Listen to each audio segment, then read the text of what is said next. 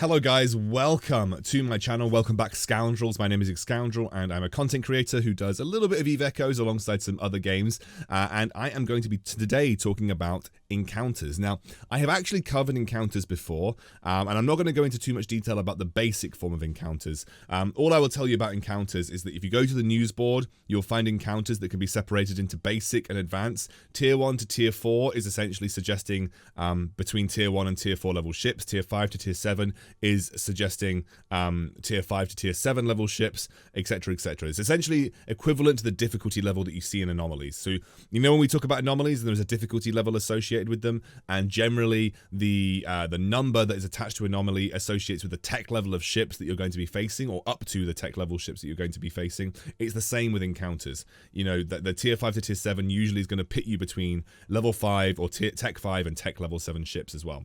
You accept them, you follow the quest objectives, and you're going to get a payout at the end. That's the very basic form of encounters. But we're not here to talk about the basic form of encounters. We are here to talk about the major encounters, which are the end storyline missions, the mission arc storyline missions.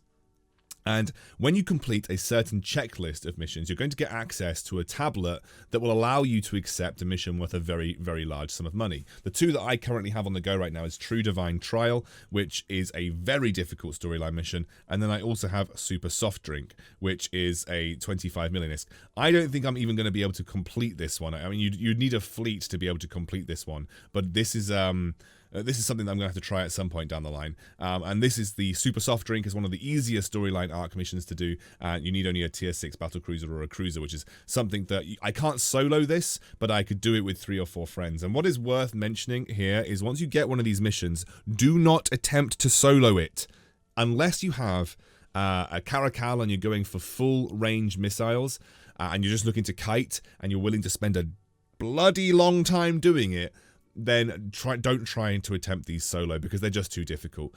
We did the Super Soft Drink mission with 3 of us, and it still required us to warp in and out, constantly look to repair. It was a fairly difficult mission to get on top of, so just be aware, it is very difficult to do these missions, and you should not try to do them solo. But how do you get access to them? That's the major question. How do you get access to these missions? Well, alongside, on the encounters board, you have something called a story.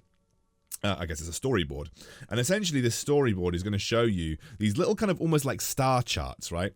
And these star charts have essentially checklists of encounters that you've completed that you can then try and complete the full list of. When you complete the full list of them, you'll be able to click on that star chart and get access to a mission acceptance. That mission acceptance will put a tablet in your inventory, which you can then either choose to accept or choose to sell. So actually a pretty decent way of making money in Eve Echoes is to just farm the more basic storyline missions and then go and sell the more advanced storyline missions, the mission arc tablets, for generally you'll find that they undercut the price of the reward by about half, and some of the more expensive ones, like the 75 million ones, are just not selling for anything realistically, because they're very, very difficult to do, and they're selling for a lot less because you're going to require a larger split or a larger fleet to take those particular missions on.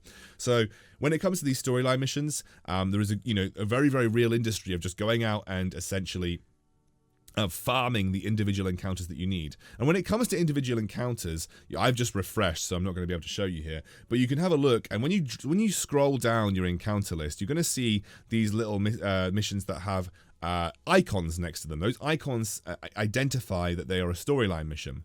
If you have a tick next to that icon, that means you have already completed that storyline mission, and completing it will grant you no extra progress towards a mission arc completing storyline.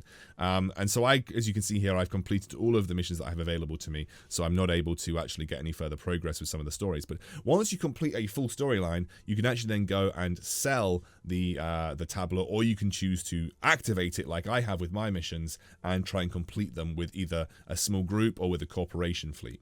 If you want to have a look at buying those storyline missions and what they're actually worth on the market, if I go to market here, you will find them once the market loads, because I'm in jitter and obviously the market takes ages to load. You will find them at the bottom here in other items. So for instance, let's have a look at Super Soft Drink. It's worth 25 million. They're actually selling for like 23 million on the market right now. So you can almost get the ISK back just by selling the mission than you would be trying to do it. But if you have a look at Divine Trial, which is a very difficult mission, they're selling for like 13 or 14 million because no one wants to do them right now because they're just a little bit too difficult. The other thing that you have to be aware of is obviously you get the chest at the end, and that chest can often include loot that is worth a lot more. But all of these all of these missions are worth a varying amount on the market right now. And you can go and just sell the mission tablet if you want to without having to take on the very, very tough missions. So both of them are very viable ways of trying to make money out of these storyline arc mission ends. And that is how you get access to these very high level missions. And the way that you do it is you get a little bit lucky. Like I said, you just refresh your encounters page and hope that you kind of stumble into some encounters that you have to you need to get some tick offs on your boxes. And that is how you go about doing it. So yeah, hopefully that was informative to you. I'm now going to show you how hard it is. I'm going to show you some footage, some sped up footage of myself and my friends doing Super Soft Drink, probably for just like 3 minutes or so. I'm going to show you how difficult it is to complete and why you shouldn't attempt to solo it. I'm just going to give you a brief overview of my fittings right now, just because I'm in a Caracal and it's quite a good PvE ship. So if you want some kind of like inspiration about kind of like a type of ship that you might want to use. I'm currently running this Caracal fit. I've got a Republic Fleet medium shield booster. I have a Posse adaptive invulnerability shield. I've got a Mark V missile guidance system, a Smuggler medium afterburner, and then I have, because I actually found these recently, 2 Republic Fleet medium rapid medium missiles, and then 2 MK5 medium rapid missiles, and I've got 2 Nosferatus, and I have now got a Hammerhead drone to actually put on my ship. So that's nice. I've got a drone there as well. And the 2 rigs that I'm running right now are power grid rigs to look for defense. I don't really need any more offensive capability right now. I'm mainly looking for defense. The other sort of rigs that you may have seen me run before is essentially running 2 shield boosters. But with my Imperial Navy one, I'm actually getting a good amount from just a single one. And unless I'm going up against something very difficult, the afterburner is actually coming in more useful, which is why I've actually intended on equipping it. So this is my full setup. I've got 230 DPS or so, and this is allowing me to 3-man these storyline missions. Again, cannot solo. I can do all of the lead-up missions by myself now. All of the tier 5 to tier 7 encounters I can actually do by myself with relative ease. But what I will tell you is the storyline missions, the end arc ones, not possible by myself. Do not try. One of the other questions that I often get is how to send ISK to your friends. So let's say you were splitting ISK at the end of a mission. Let's say there was a 3 million split of ISK at the end of the mission. What you do is you're going to set up a personal contract. So we're going to go like this, or a private contract rather. We're going to search for my brother, going to add him. Sweet. Okay, so what's going to happen is I'm just going to select a station where I want this contract to exist. And then I'm going to say Mark 1 small rifled railgunner, like a really bad item. I will pay you 3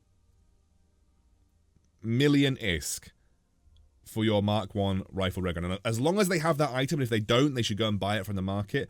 They will get that amount of money for the item, and that is like basically a backwards way of giving money to your friends. I'm hoping, for Omega clones especially, that they introduce a better way of sending money to your friends. But for the time being, this is the best way to send money to your friends through contracts. You click next, the contract's confirmed, they will confirm it on their end, and they'll get paid the money for the split. That is how you split ISK between your friends. You have to use contracts for it for the time being. So it's not the best way, but it is the way.